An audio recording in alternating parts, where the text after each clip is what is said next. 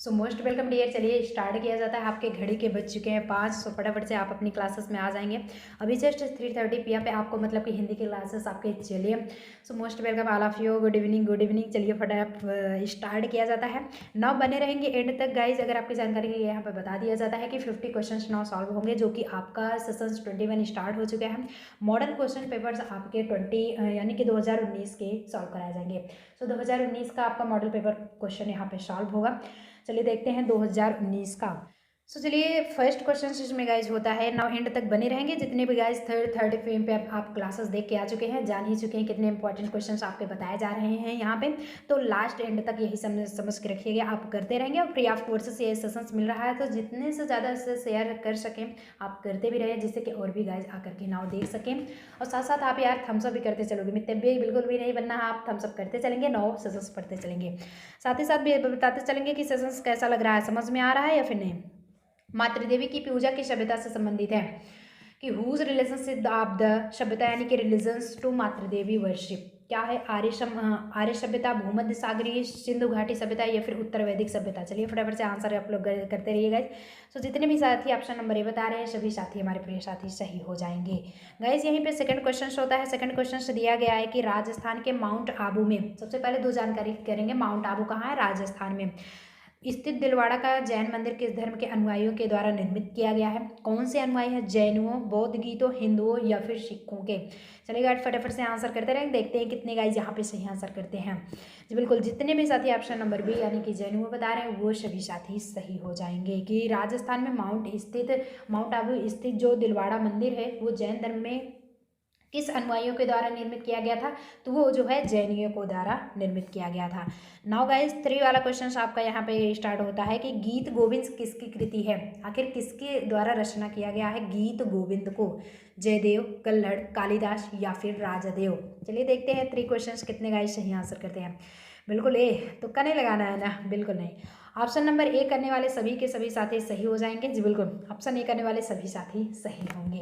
और जिन भी स्टूडेंट्स का आंसर गलत हो रहा है बिल्कुल डिमोटिवेट नहीं होंगे, क्योंकि आप डिमोटिवेट होंगे सिर्फ टाइम वेस्ट करेंगे और कुछ नहीं होगा।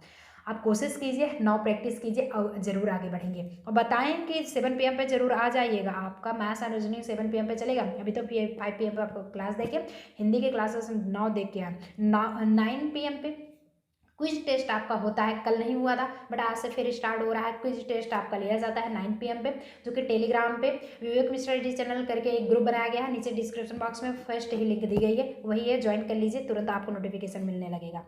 फोर्थ होता है गाइस, शिवाजी का राज्याभिषेक कब हुआ था? 1627, 1674, 1680 या फिर 1670? चलिए देखते हैं गाइस फोर्थ में कितने गाइस आंसर सही करते हैं। 1674 में शिवाजी का राज्याभिषेक हुआ था। राज्याभिषेक समझ रहे हैं ना, तो मतलब उन्हें राजा बना दिया गया था। तो अकाल तख्त का निर्माण करता इनमें से कौन सिख गुरु थे? कौन है? गुरु रामादास, गुरु तेग बहादुर, गुरु हरगोविंद या फिर गुरु नानक? 5 क्वेश्चन, देखते हैं कितने गाइस यहाँ पे सही जवाब देते हैं। फटाफट से आंसर करते रहेंगे। हरगोविंद जी, गुरु हरगोविंद जी अकाल तख्त का निर्माणकर्ता के गुरु थे।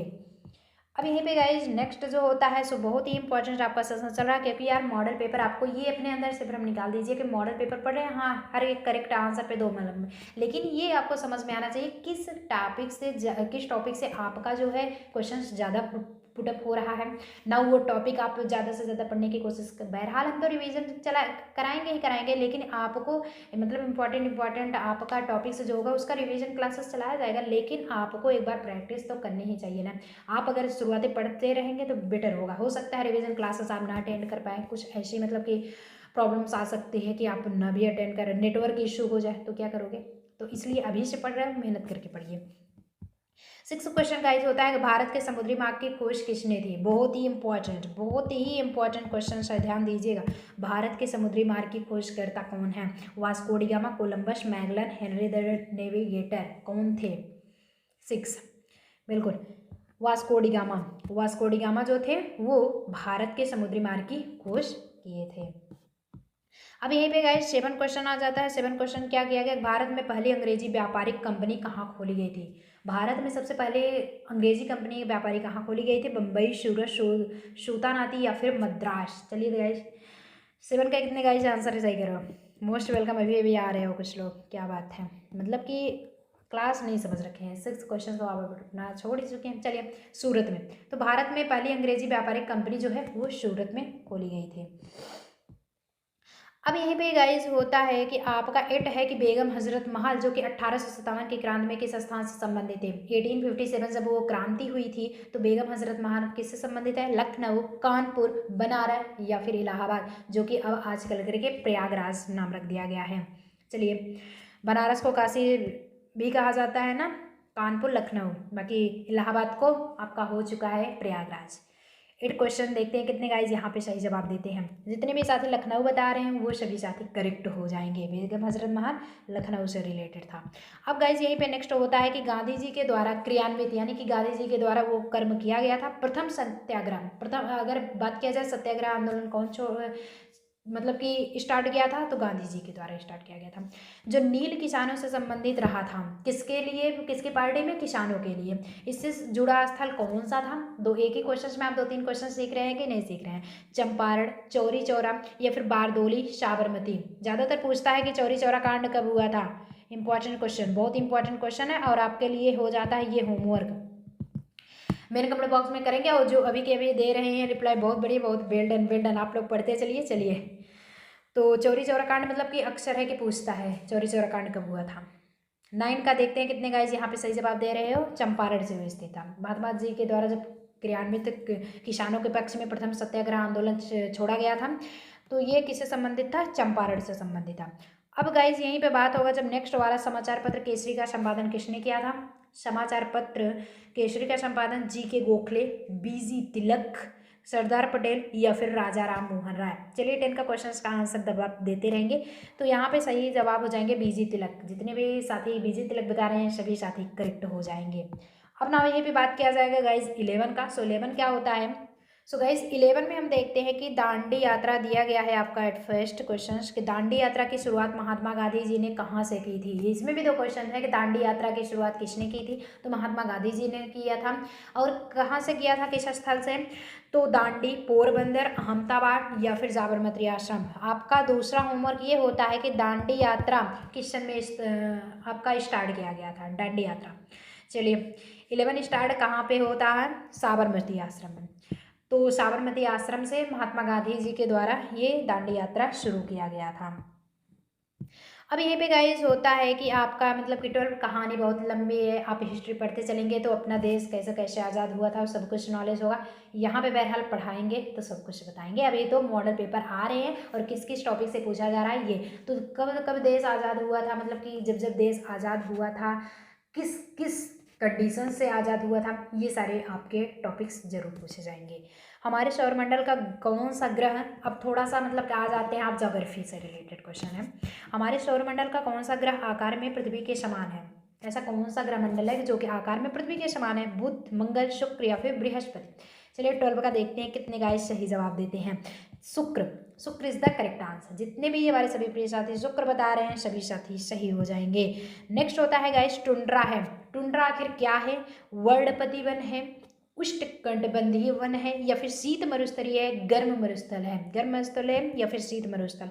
13 क्वेश्चन स्टार्ट, देखते हैं कितने गाइस सही आंसर करते हैं। शीत मरुस्थल है, टुंड्रा जो है वो शीत मरुस्थल है। अब यहीं पे जो 14 होगा, 14 क्या होता है कि वायुमंडल की सबसे निचली परत को क्या कहा जाता है? वायुमंडल जो है सबसे निचली परत को क्या कहते हैं? समतापमंडल कहेंगे, तापमंडल कहेंगे, क्षोभ मंडल या फिर मध्यमंडल। चलिए, 14 स्टार्ट, फटाफट से आंसर आप लोग करते रहेंगे। 14 क्वेश्चन जी बिल्कुल। तो जितने भी साथी क्षोभ मंडल बता रहे हैं सभी के सभी साथी सही हो जाएंगे। 14 में क्षोभ मंडल इज द करेक्ट आंसर। यही पे गाइस 15 क्वेश्चन है ये स्टार्ट है, जो कि 15 क्या होता है कि बताया गया है कि भारत का सबसे ऊंचा पठार कौन सा है।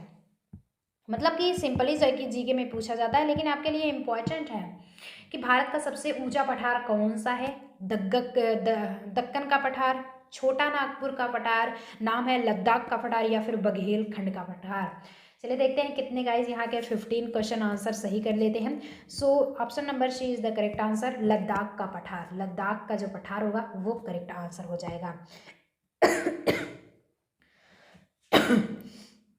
अब यहीं पे गाइस आपका 16 स्टार्ट होता है। 16 क्वेश्चन क्या है कि प्रायद्वीपीय भारत की सबसे लंबी नदी है।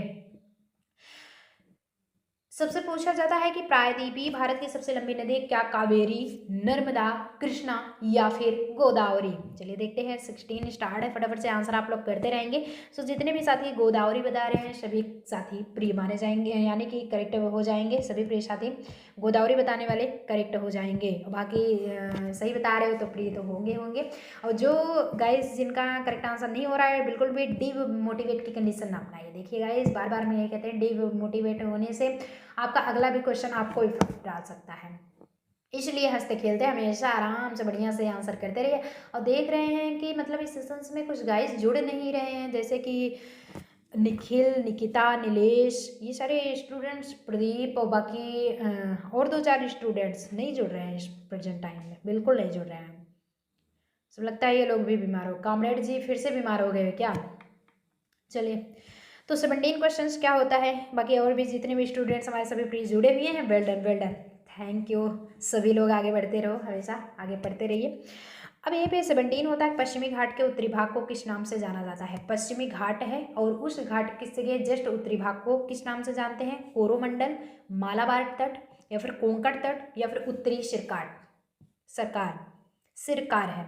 17 देखते हैं कितने गाइस सही आंसर करते हैं। कोंकण तट, पश्चिमी घाट के उत्तरी भाग को जो है कोंकण तट के नाम से जानते हैं। अब यहीं पे गाइस 18 क्वेश्चन जो है, 18 क्वेश्चन कहता है कि वह प्रोग्राम जो किसी व्यक्ति द्वारा पढ़ा जा सके उसे क्या कहते हैं। ऐसा कौन सा प्रोग्राम जो कि व्यक्ति के द्वारा पढ़ा जा सकता है। प्रोग्राम कोड कहलाता है, ह्यूमन कोड होगा कि ह्यूमन के द्वारा पढ़ा जाएगा तो ह्यूमन कोड ही होगा, सोर्स कोड होगा या फिर सिस्टम कोड होगा। देखते हैं गाइस 18 स्टार्ट, फटाफट से आंसर कितने गाइस सही जवाब देते हैं। ह्यूमन कोड, भाई ह्यूमन के द्वारा ओनली पढ़ा है, जो किसी व्यक्ति के द्वारा, स्पेशली व्यक्ति बता रहा है तो ह्यूमन कोड ही तो होगा। ह्यूमन मतलब मानव। अब यहीं पे गाइस नेक्स्ट होता है, नेक्स्ट दिया गया है कि निम्नलिखित में से कौन सा भारत के निम्न कृषि उत्पादकता के लिए उत्तरदायी नहीं है। सहकारी कृषि, आवश्यकता आदतों की उपलब्धता, भूमि के उपयोग और उसकी अधिकारिता, कमजोर वित्त व्यवस्था या फिर विपणन। चलिए गाइस 19 स्टार्ट, फटाफट से 19 का आंसर आप लोग करते रहेंगे। जी बिल्कुल 19। जितने भी साथी ऑप्शन नंबर ए यानी कि सहकारी कृषि बता रहे हैं वो सभी साथी सही हो जाएंगे। अब यहीं पे गाइस नेक्स्ट होता है, नेक्स्ट क्वेश्चन आपका दिया गया है कि निम्नलिखित में से कौन सा बंदरगाह भारत के पश्चिमी तट से संबंधित नहीं है। यहाँ पे गाइस दिया गया है निम्नलिखित में से कौन सा ऐसा बंदरगाह है जो कि भारत के पश्चिमी तट से स्थित नहीं है।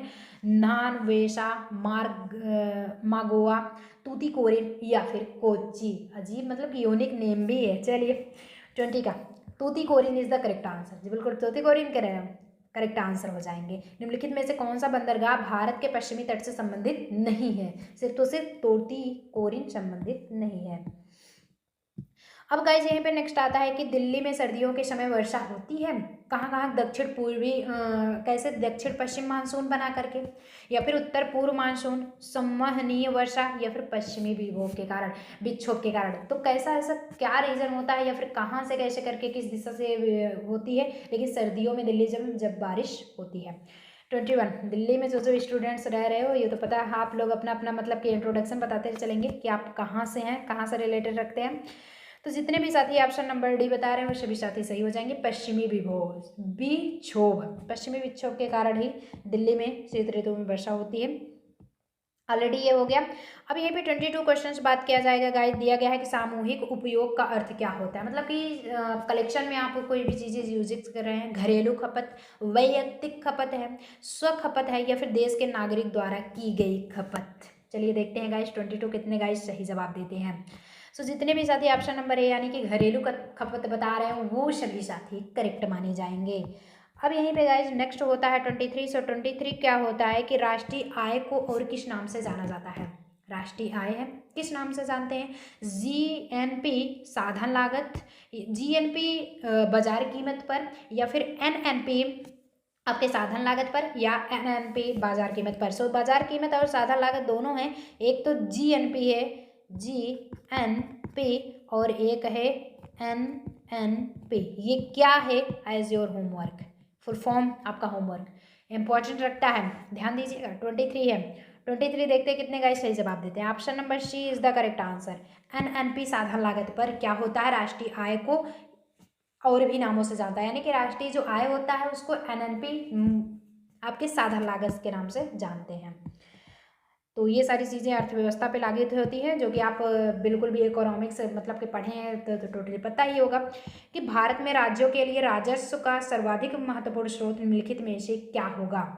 बिक्री कर, उत्पाद शुल्क, आयकर या फिर कंपनी कर। चलिए 24 स्टार्ट, फटाफट से आंसर करते रहेंगे।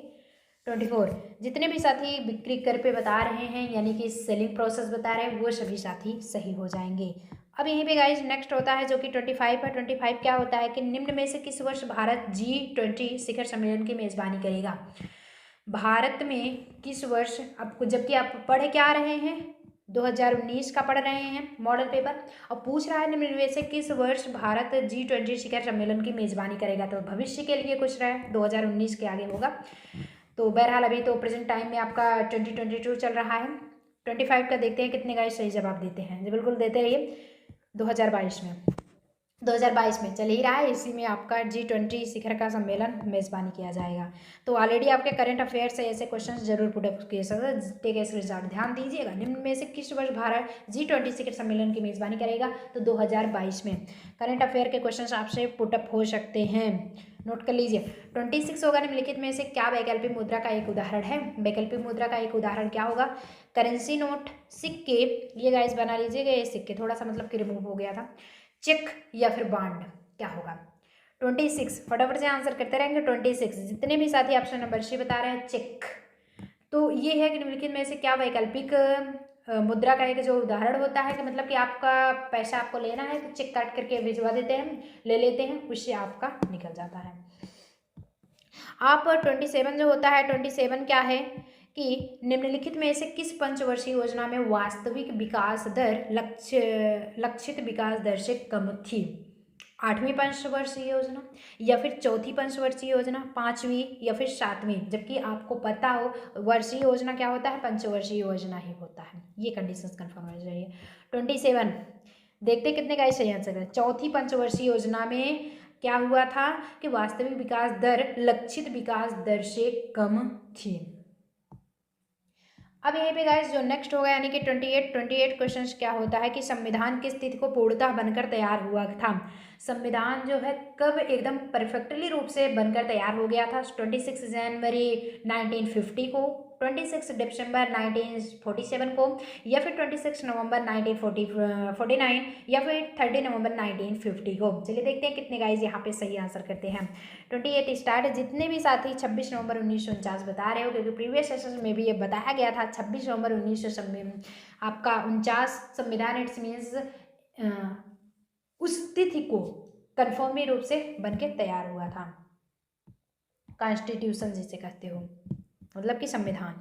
भारत में राजनीतिक शक्ति का प्रमुख स्रोत क्या है? ये है राजनीतिक से संबंधित क्वेश्चंस, लेकिन है जीके जीएस के, मतलब कि जीके जीएस में हर एक टॉपिक से कवर करके पूछता है। ऐसा कोई नॉर्मली नहीं है कि आप साइंस साइड से हैं तो आपके साइंस साइड का जीके जीएस पूछेगा। आप बेसिक रूप से आप अगर आर्ट से हैं तो आर्ट का पूछेगा, जी बिल्कुल नहीं, आपके जो क्वेश्चन पेपर होंगे वो सेमली होंगे। अब होता है कि भारत में राजनीतिक शक्ति का प्रमुख स्रोत क्या है? भारत की जनता, संविधान या फिर संसद, या संसद और राज्यों की विधायिकाएं। देखते हैं कितने गाइस 29 का सही जवाब देते हैं। सो जितने भी साथी भारत की जनता बता रहे हैं वो सभी साथी सही हो जाएंगे। भाई जनता ही से तो पार्टी बनती है ना, कि मतलब वही अगर वोटिंग करते हैं तो ही किसी को भी जिता सकते हैं। बहरहाल आपका जब भी एग्जाम होगा तो वोटिंग टाइम ही होगा, चुनाव ही होगा। तो थर्ड क्या है? शिक्षा शब्द किससे संबंधित है? शिक्षा जो वर्ड है, जो एजुकेशन है, किससे संबंधित है? संघ सूची से, राज्य सूची, समवर्ती सूची या फिर अवशिष्ट विषय से। देखते हैं कितने गाइस यहाँ पे थर्ड का आंसर करते हैं। जितने भी हमारे सभी प्रिय साथी ऑप्शन नंबर सी यानी कि समवर्ती सूची बता रहे हैं, सभी के सभी साथी सही माने जाएंगे। और जितने भी गाइस अगर गलत आंसर हो रहा है बिल्कुल भी डिमोटिवेट नहीं होंगे, कन्फर्म करिए, आप कोशिश कीजिए, जीत जरूर होगी। 31 होता है गाइज, आज जो है 25 से आप मतलब कि रिकवरी हो रहे हैं, आपको सॉल्व कराया जाएगा। 9 एंड तक बने रहेंगे, 50 क्वेश्चन सॉल्व कराए जाएंगे, सिर्फ सेशन से लास्ट एंड तक बने रहना है आपको। होता है कि भारत के संविधान के किस अनुच्छेद के अंतर्गत, संविधान में सभी कुछ सबके अंतर्गत अलग अलग अनुच्छेद बनाया गया है, सशस्त्र बलों के मौलिक अधिकार विशेष रूप से प्रतिबंधित हो सकते हैं। अनुच्छेद 19, 21, 25 या फिर 33, किस अनुच्छेद के तहत? चलिए 31 स्टार्ट 31 का आंसर अनुच्छेद 33 के अंतर्गत ये सारी प्रक्रियाएं होती हैं। तो ये तो क्वेश्चन किसका था, सिविक्स का जस्ट क्वेश्चन था, इतना तो पता हो गया था ना। संपत्ति के अधिकार की वर्तमान परिस्थिति क्या है, ये भी सिविक्स के क्वेश्चन है। वैधानिक, मानव, मौलिक या फिर प्राकृतिक, ऐसा कौन सा आपका अधिकार होगा, रिस्पॉन्सिबिलिटी होगी, जिम्मेदारी होगी। संपत्ति के अधिकार की वर्तमान परिस्थिति क्या है, चलिए गाइस 32 ए वैधानिक, ये 2019 की बात किया जा रहा है, वैधानिक ऐसे सिस्टम में उस टाइम था। अब यहीं पे गाइज आपका, क्योंकि आपको 2019 का है तो मॉडल पेपर सॉल्व करा है कि मतलब कि 3-4 प्रीवियस पूरा का पूरा टोटल सॉल्व करवा दे रहे हैं, जिससे कि आपको कोई भी डाउट्स ना हो। 33 है गाइज कि भारत के संविधान के अंतर्गत नीति निर्देशक सिद्धांतों के मुख्य उद्देश्य हैं, क्या है, लोक कल्याणकारी राज्य की स्थापना करना, धर्मनिरपेक्ष राज्य की स्थापना करना, कार्यपालिका के मनमाने की कार्य की जांच करना, या फिर राज्य द्वारा विकास के लिए अवसर उपलब्ध करना। आपको टोटली क्वेश्चंस मिल रहे हैं, सब कुछ कंफर्म है। 33 जी बिल्कुल आंसर करते रहिए। जितने भी साथी ऑप्शन नंबर ए बता रहे हैं, लोक कल्याणकारी राज्य की स्थापना करना है, क्योंकि जब तक मतलब कि कल्याणकारी लोक समाज सेवा नहीं होगी तब तक के कोई भी पोजीशन आगे नहीं बढ़ सकता। सो एकता बिल्कुल भी जरूरी है। 34 होता है गाइस कि राष्ट्रपति के निर्वाचन में, राष्ट्रपति का मतलब कि जब वोटिंग होती है, निर्वाचित किए जाते हैं, तो विजयी उम्मीदवारों के लिए प्राप्त करना आवश्यक है, क्या क्या चीज़ें उन्हें आवश्यक जरूरी होती हैं। कुल मतदान का बहुमत प्राप्त हो, कुल हुए मतदान का 66, मतलब कि अगर जितना भी मतदान मान लो तो है 100 हुआ है, 100% में क्या 66% नेसेसरी होता है, या फिर 50% नेसेसरी होता है, या फिर कुल कराए गए मतदान का 50% से अधिक और कुल मतों का बहुमत। चलिए 34 स्टार्ट है, देखते हैं कितने गाइज यहाँ पे सही आंसर करते हैं। सो जितने भी साथी ऑप्शन नंबर डी बता रहे हैं सभी साथी सही हो जाएंगे। कुल कराए गए मतदान का 50% से अधिक होना चाहिए, और कुल मतों का बहुमत, मतलब कि पार्टी जो होनी चाहिए वो बहुमत सत्ता की होनी चाहिए, गठबंधन वाली पार्टी ठीक नहीं होती है। पूर्ण बहुमत से जो जीतता है, जिसकी सरकार बनती है, वही विजयी होते हैं। अब यहाँ पे गाइज होगा 35 क्या होता है, गुट निरपेक्षता से क्या तात्पर्य, वेरी इंपॉर्टेंट, हर बार क्वेश्चंस में जरूर पूछता है, गुट निरपेक्षता से आप क्या समझते हो। अपनी नीति को चुनना, शक्ति पूजों से तटस्थता, विश्व में शांति एवं एकता लाना, तृतीय विश्व की शक्ति होना।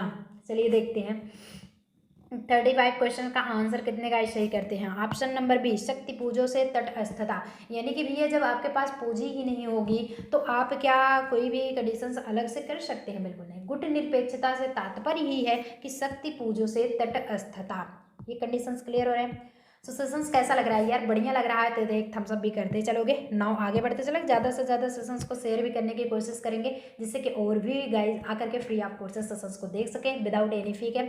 एकदम बढ़िया बढ़िया अच्छे से कंटेंट सब कुछ पढ़ाया जाएगा, और आपका टोटली कवर भी कराया जाएगा सब कुछ।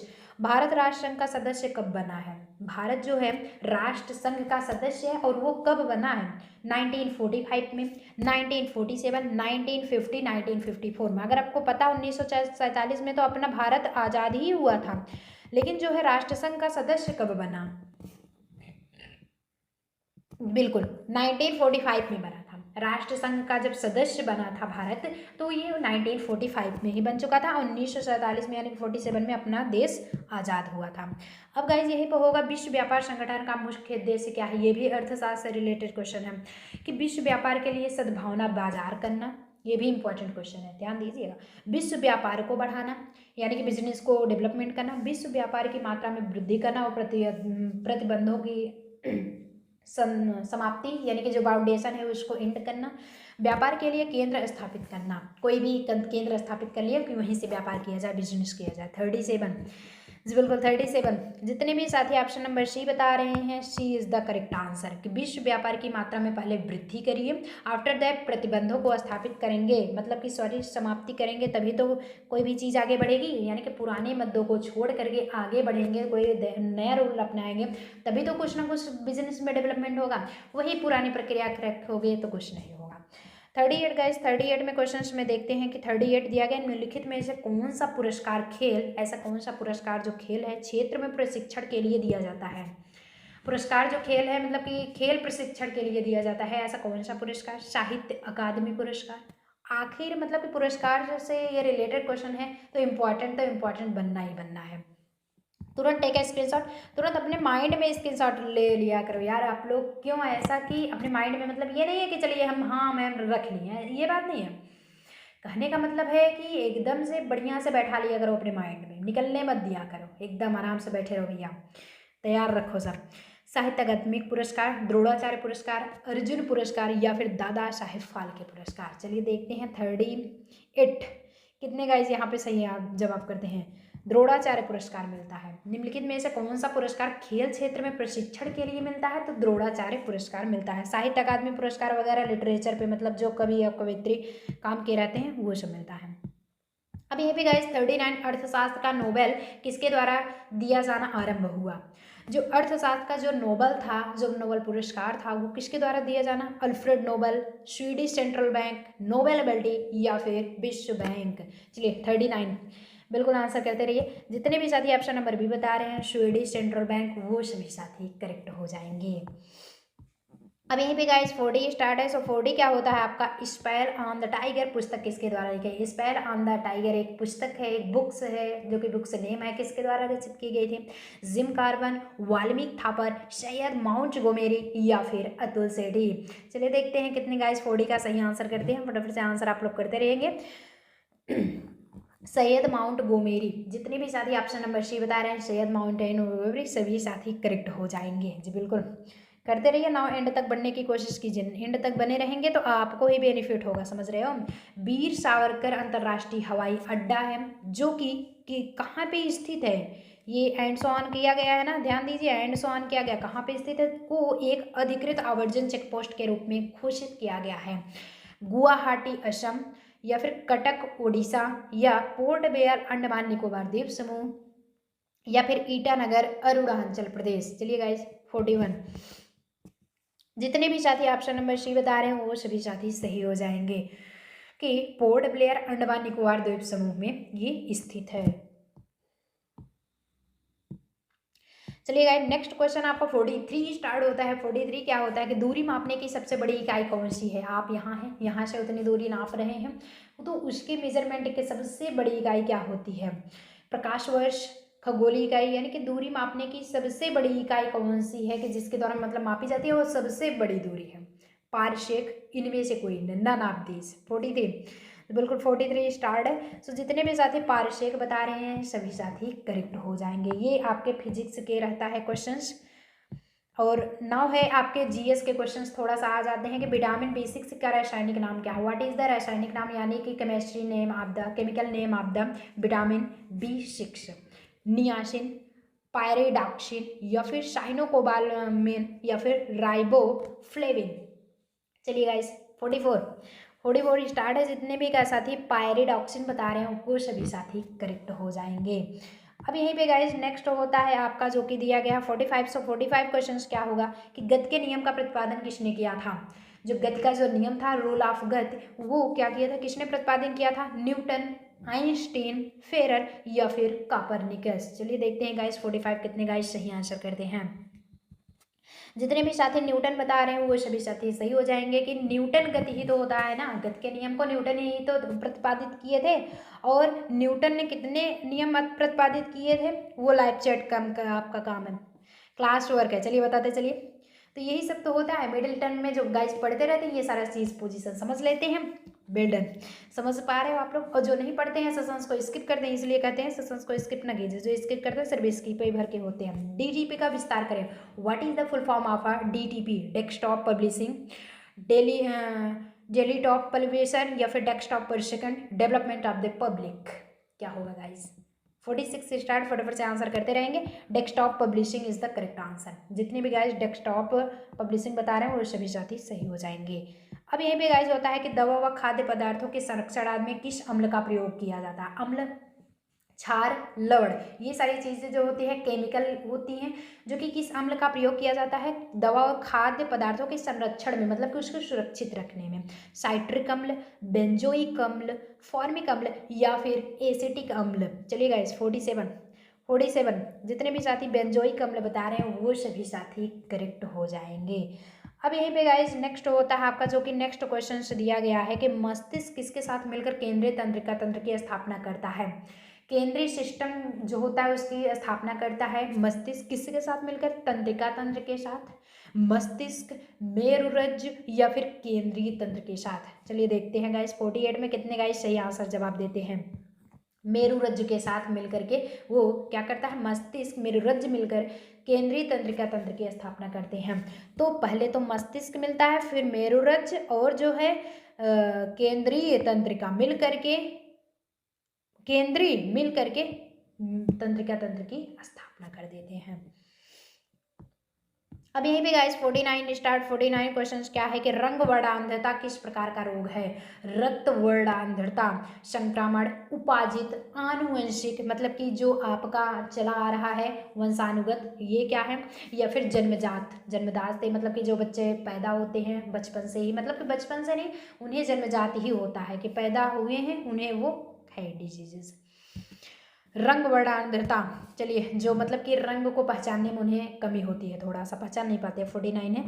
जितने भी साथी ऑप्शन नंबर सी बता रहे हैं सभी सही हो जाएंगे। आनुवंशिकता, यही है आनुवंशिक। अब यहीं पे गाइस होता है कि चीनी यात्री फाहियान, अगर पूछा जाए फाहियान कौन थे, चीनी यात्री थे, तो चीनी यात्री फाहियान के शासक के समय भारत आया था। ऐसा कौन सा शासक था भारत में जब वो आए थे। हर्षवर्धन, महमूद गजनवी, चंद्रगुप्त द्वितीय या फिर चंद्रगुप्त प्रथम। चलिए चंद्रगुप्त मौर्य है, चंद्रगुप्त प्रथम है। 50 जितने भी साथी ऑप्शन नंबर बता रहे हैं चंद्रगुप्त द्वितीय, वो सभी साथी सही हो जाएंगे कि चीनी हुई यात्री फाहियान जो है चंद्रगुप्त द्वितीय इस समय में भारत में आए थे। सो सेशंस आज का कैसा लगा गाइज ये तो बता के जाएंगे, और साथ साथ यार जाते रहे हो थम्स अप भी करते जाओ। और नाउ आना है सभी गाइज को, आना है 7 PM पे। 7 PM पे आप मैथ्स एंड रीजनिंग पढ़ेंगे। तो ऑलरेडी आपका मतलब कि स्टार्ट कर दिया गया है। अभी तो बहरहाल आज मतलब कि रीजनिंग की क्लासेस जो थी आपकी VNRA चल रही है, कल से आपका इसमें मॉडल पेपर स्टार्ट करेंगे और टोटल रूप से संपूर्ण रूप से एकदम परफेक्ट पढ़ा दिया जाएगा। 10 जनवरी के अंतर्गत आपका मॉडल पेपर क्लियर करा दिया जाएगा। आफ्टर दैट आपके बचेंगे 1 महीना 20 दिन। तो उसमें क्या होगा कि हो सकता है 2-4 दिन आपके, 1-2 दिन लगभग, ज़्यादा नहीं, 1-2 दिन हो सकता है नेटवर्क इशू होगा, बट आखिरकार मतलब कि डेली अपडेटेड आपको मिलता रहेगा। मार्च में आपके रिवीजन क्लासेस होंगे, अप्रैल में आपको पूर्ण रूप से तैयार करके भेज देंगे। बढ़िया से जाइए, अच्छे मार्क्स ले आइए। चला जाए फिर, किसी को कुछ पूछना तो नहीं है, पूछना हो तो पूछ लीजिए भैया। चला जाए फिर आज के सेशंस में, बाय, मिलते हैं नेक्स्ट सेशंस में ऐसे इंटरेस्टिंग वीडियो लेकर के आएंगे। तब तक के लिए बेस्ट ऑफ लक।